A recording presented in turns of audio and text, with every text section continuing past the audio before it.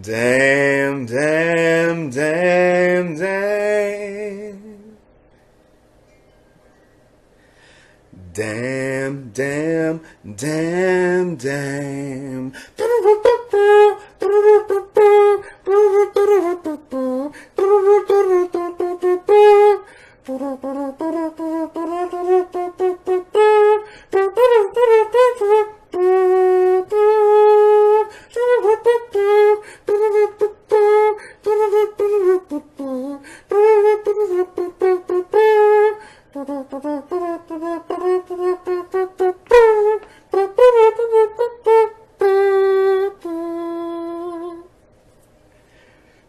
Spody Odie Doty Delicious or whatever from Outkast. Y'all know that song? I hope you know that joint. Damn, damn, damn, damn. Yeah, you're getting crazy Marcus today. Oh wait, that's all the time. What's up, people? Honest Talking number 6, number 7. We made it. We made it. Why? Oh, okay. It was. Let me flex. Yeah. Okay. Moving on. Yo, I really consciously sought to trim down this time. I never give a fuck about weight. I've never cared about it. I've been fortunate just to okay, now thoughts are coming. Now I'm thinking about shit. I want to talk about weight real quick before I go into talk about my shit. There's that show on TLC called something with Whitney, and she's an obese woman. The girl Whitney, she's the main character of this what do you call it, man? It's a I don't know what it is. It was a reality show, all right? Generic reality show, except she's overweight. Now she can be very whiny and annoying, okay? But in people in the comment section though, when it comes to her losing weight, it's not even judgmental, it's worse than that. They are very certain that the only reason why Whitney is obese as she is because she doesn't put in the focus, the energy necessary to lose that weight. She's being lazy, and they're speaking about it from this place of very evident superiority because they believe, clearly the implication is that were they in her body, were they to place their spirit in Whitney's body, they would lose the weight. But the thing about that, what people don't understand, is that some people are 100% way more susceptible to weight gain. And they're way more susceptible to food addiction of all kinds. I'm just very fortunate that liquor doesn't affect me in that addictive way, the same way it does other people. Like I would have to force myself to continue to drink for liquor to have power over me. Even for a cigarette. That's right, I tried cigarettes before. Organic cigarettes. You're learning something. Yeah, I'm letting it it was the American Spirits. This is at a time when, this was before the meditation and before some other things where the tension within, the demons, you got to use the chemicals, and I needed something. I tried cigarettes, and it made me feel fucking sick, and I couldn't get addicted to them. Is my point. Like, it was every now and then I wanted one, but it wasn't a battle. It didn't have power over me. But you know what does have power over me? Coffee and sweets like cookies. That is hard for me to stop eating. But my point is that I'm not choosing these things. Like the fact that I'm addicted to coffee, that's just a consequence of my chemistry being a particular way and the coffee having that effect upon me.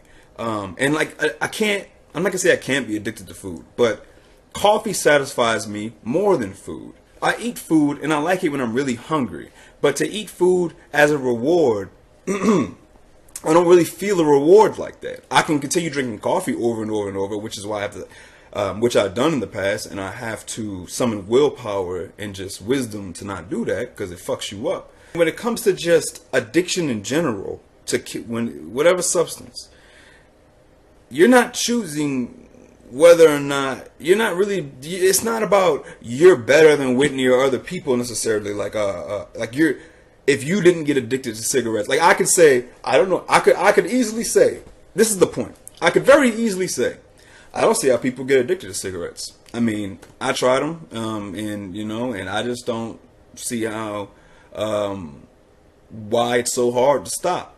No, I although it didn't have any kind of significant effect upon my reward system, I grasp though the concept of, I see the evidence that you don't have a choice in the matter. It either affects you in an extremely positive way or it doesn't. And so when it comes to weight, and when it comes, and I just want to let people know that, yeah, were they to do the basics that are required to lose weight, would they lose the weight eventually were they to be consistent?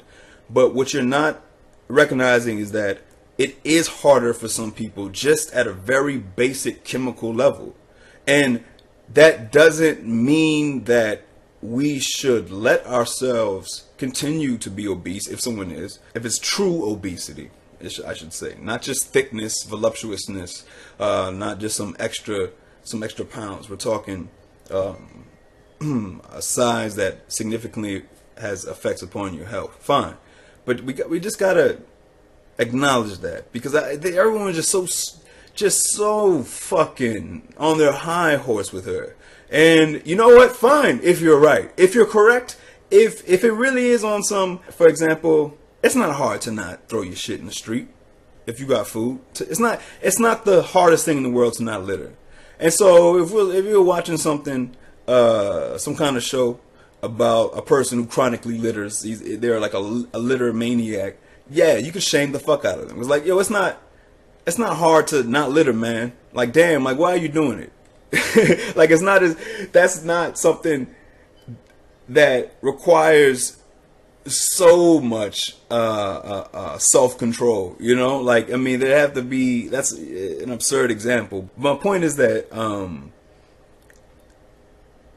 not mad at them for being on their high horse. I'm mad at them for being so wrong about the whys of her being so overweight and not being able to do something about it, or her finding it extremely hard to do something about it.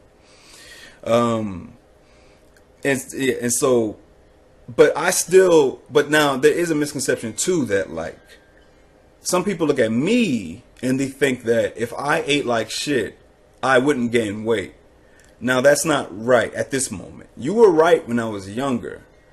I didn't gain weight, and I didn't really eat a lot of food. I ate a lot of sweets, and my body wasn't building up fat from eating all those sweets. I wasn't an eater of every food a lot. I just gorged on the stuff that gave me that boost. Because you know, I always needed it. I always needed something. But when I was younger, I didn't gain weight easily at all. And so, but as I got older, though, here's the thing: I started eating in a healthy way, at least in a hybrid form, in my early 20s.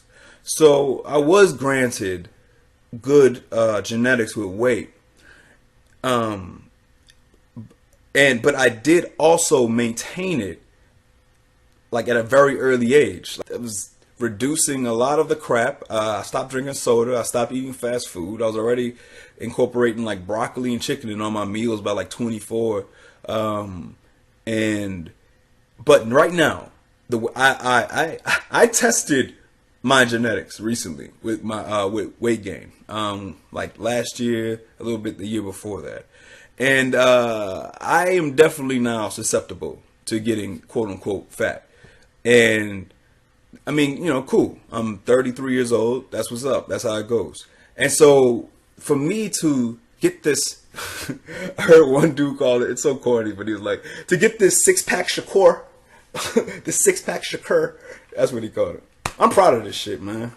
You don't give a fuck. But for me to get that, I had to consciously like reduce the amount of food I ate. And I had to, I don't think there's a way that doesn't feel horrible at least have its moments of feeling horrible. Like right now, I feel great. I feel fucking great. It's like you get over this hump, but that hump is a bitch. And I didn't realize how little water I must have been drinking, or how much water is required when you're going through the like a weight loss process, or you're trying to consciously shed fat.